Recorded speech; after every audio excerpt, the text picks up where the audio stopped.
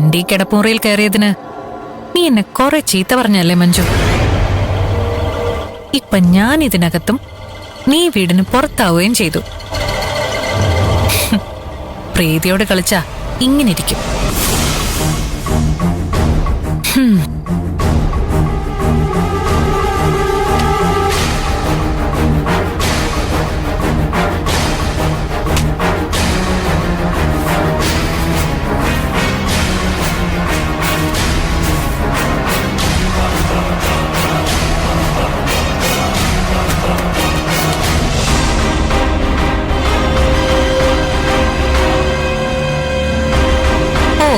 പ്രതീക്ഷ വരച്ച പടം ഇതെങ്ങനെ ഗിരിയേട്ടന് കിട്ടിയാവോ? കൊറേ കരഞ്ഞ് കാല് പിടിച്ചപ്പോ പാവം തോന്നി മഞ്ജു കൊടുത്തതായിരിക്കും.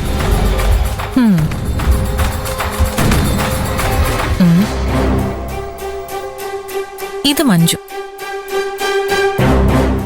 ഇതവള്. അപ്പോ ഇതാരാ?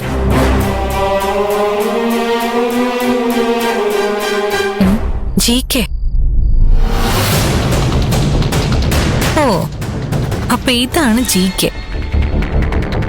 ഗിരിയേട്ടന് പകരം അയാളെയാണ് പ്രതീക്ഷ കുടുംബചിത്രത്തിൽ വരച്ചതെന്ന് കാണിക്കാനായിരിക്കും മഞ്ജു ഇത് ഗിരിയേട്ടന് കൊടുത്തത്.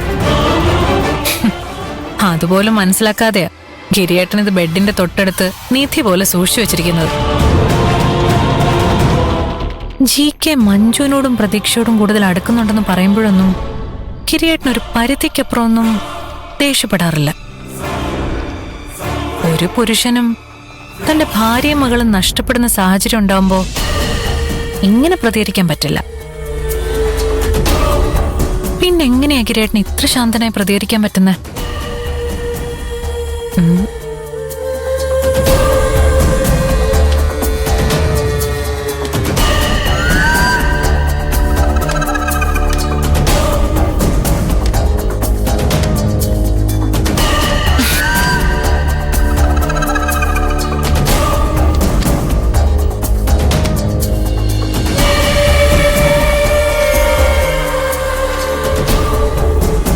ഡിയറസ്റ്റ് ജി.കെ. അങ്കിൾ.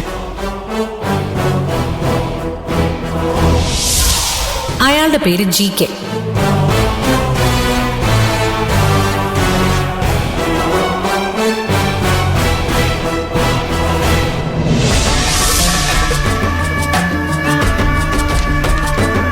അപ്പൊ ഗിരിയേട്ടൻ എന്നെ അറിഞ്ഞുകൊണ്ട് പറ്റിക്കായിരുന്നു. ഞാൻ ജി.കെയും മഞ്ജുവും അടുക്കുന്നതിനെ കുറിച്ച് പറയുമ്പോഴൊക്കെ ഗിരിയേട്ടൻ മനസ്സിൽ എന്നെ കളിയാക്കി ചിരിക്കായിരുന്നു. എന്റെ ഉള്ളിലിരിപ്പ് മനസ്സിലാക്കാൻ ഗിരിയേട്ടൻ കളിച്ച കളി കൊള്ളാം.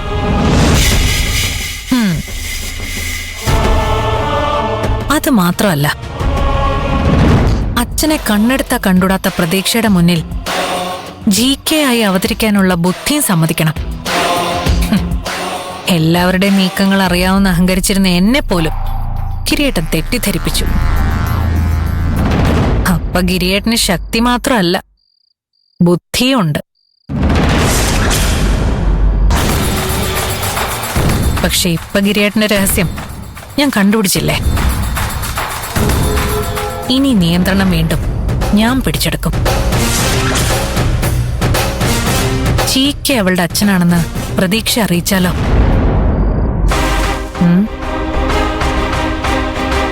അത് വേണ്ട. ഇപ്പോഴത്തെ സാഹചര്യത്തിൽ അങ്ങനെ ചെയ്താ അച്ഛനും മോളും എല്ലാം മറന്ന് ഒന്നായെന്ന് വരും. പിന്നെ മഞ്ജു ഗിരിയേട്ടനോട് ക്ഷമിക്കാൻ അധികം സമയമെടുത്തൊന്നും വരില്ല. അച്ഛനും മകളും തമ്മിലുള്ള പ്രശ്നങ്ങൾ തുടരുന്നത് തന്നെയാണ് എനിക്ക് നല്ലത്. പിന്നെ അറിയിക്കാവുന്നത് മഞ്ജുനെയാ. പക്ഷേ അവളും ഗിരിയേട്ടനൊരു നല്ല അച്ഛനാവാൻ ശ്രമിക്കുകയാണെന്ന് മനസ്സിലാക്കി എല്ലാം ക്ഷമിക്കാൻ തയ്യാറായാലോ?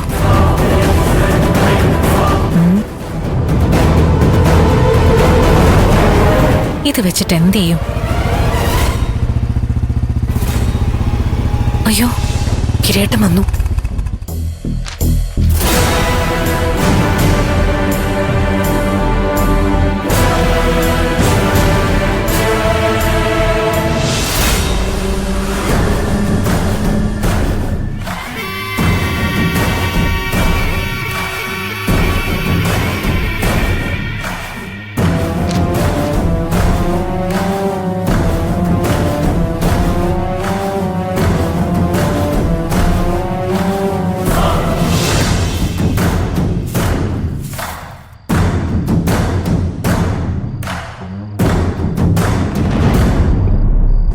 പ്രീതി എന്തിനാ ഈ മുറി കയറിയത്? ഒന്ന് അടിച്ചു വരാന്ന് കരുതി. മുറിയാകെ വൃത്തിയേടാ. അത് ഞാൻ സഹിച്ചു. ഈ മുറിയിൽ പ്രീതി കയറരുത്. എനിക്കത് ഇഷ്ടമല്ല. കിടക്ക പുറത്ത്. സോറി.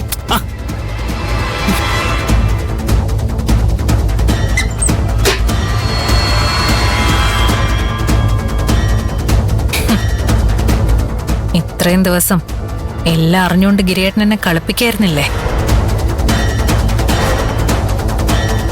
ഇനി ഞാൻ ഗിരിയേട്ടനെ കബളിപ്പിച്ച് കാണിക്കാം.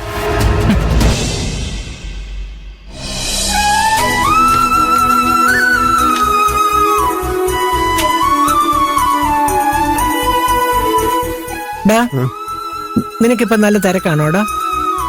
എന്താ കാര്യം? അതെ, ഞാൻ കുറച്ച് അമ്പലങ്ങളിലൊക്കെ പോകാന്ന് നേർന്നിട്ടുണ്ടായിരുന്നു. ഷൂട്ടിംഗ് ഒക്കെ കഴിഞ്ഞതുകൊണ്ട് ഞാൻ ഫ്രീയാ. നമുക്കൊന്ന് പോയാലോ? എന്റെ പരീക്ഷ കഴിഞ്ഞതുകൊണ്ട് ഞാനും ഫ്രീയാ. എന്നാ ഞാനും ഉണ്ട്. നമുക്ക് നാളെ തന്നെ പോയാലോ? അപ്പൊ നിനക്ക് സ്കൂളിലൊന്നും പോണ്ടേ? അതിന് 2 ദിവസം ക്ലാസ് ഒന്നും ഇല്ലല്ലോ. അതെന്താ, അവധി ദിവസം വല്ലാണോ? സ്കൂളിലെ യൂത്ത് ഫെസ്റ്റിവലാ. അതുകൊണ്ട് എന്താ, നമുക്ക് സ്കൂളിൽ പോയിക്കൂടെ? ഞാനെന്തിനാ വെറുതെ പോകുന്നത്? വെറുതെ പോണ്ട, എന്തേലും പരിപാടികൾക്കൊക്കെ പേര് കൊടുത്തൂടെ? ഓ, എനിക്കതിനുള്ള കഴിവൊന്നുമില്ല. അയ്യോ, വെറുതെ പുളുവടിക്കല്ലേ.